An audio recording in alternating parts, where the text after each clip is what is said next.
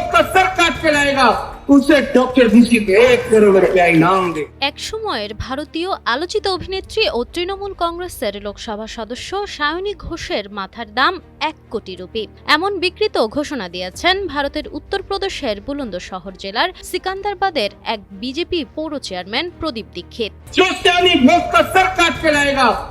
Social মিডিয়ায় প্রদীপকে একটি video ছাড়তে দেখা যায় যেখানে তিনি সায়নী ঘোষের মাথার বদলে 1 কোটি রুপি পুরস্কার দেওয়ার ঘোষণা দিয়েছেন।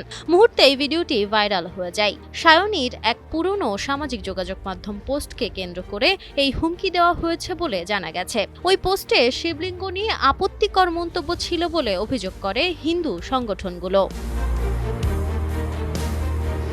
ভাইরাল সেই ভিডিও নিয়ে মুখ খুলেছেন অভিনেত্রী। তিনি তার সোশ্যাল মিডিয়ায় লিখেছেন, আমার মাথা কেটে আনতে 1 কোটি রুপির পুরস্কার ঘোষণা করা হয়েছে, এমন প্রকাশ্য ঘোষণা দেখে আমি বিস্মিত।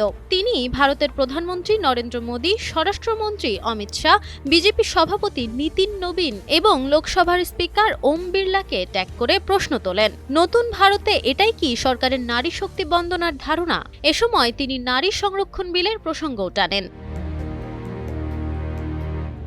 সায়নী আরও অভিযোগ করেন, সদ্য সমাপ্ত পশ্চিমবঙ্গ নির্বাচনে বিজেপি নারী নিরাপত্তাকে বড় ইস্যু করলেও এখন একজন নির্বাচিত নারী প্রতিনিধিকে প্রকাশ্যে হুমকি দেওয়া হচ্ছে। এ সময় তিনি কলকাতা পুলিশ ও উত্তরপ্রদেশ পুলিশকে অভিযুক্ত বিজেপি নেতার বিরুদ্ধে ব্যবস্থা নেওয়ার আহ্বান জানান। একই সঙ্গে তাকে সমর্থন জানানোর শুভাকাঙ্ক্ষীদের ধন্যবাদ দিয়ে বলেন, তিনি ভবিষ্যতেও বিভিন্ন ইস্যুতে সরব থাকবেন এবং স্বাধীনভাবে কথা বলা চালিয়ে যাবেন। বিতর্কের সূত্রপাত 2015 সালের একটি সামাজিক যোগাযোগ মাধ্যম পোস্টকে ঘিরে।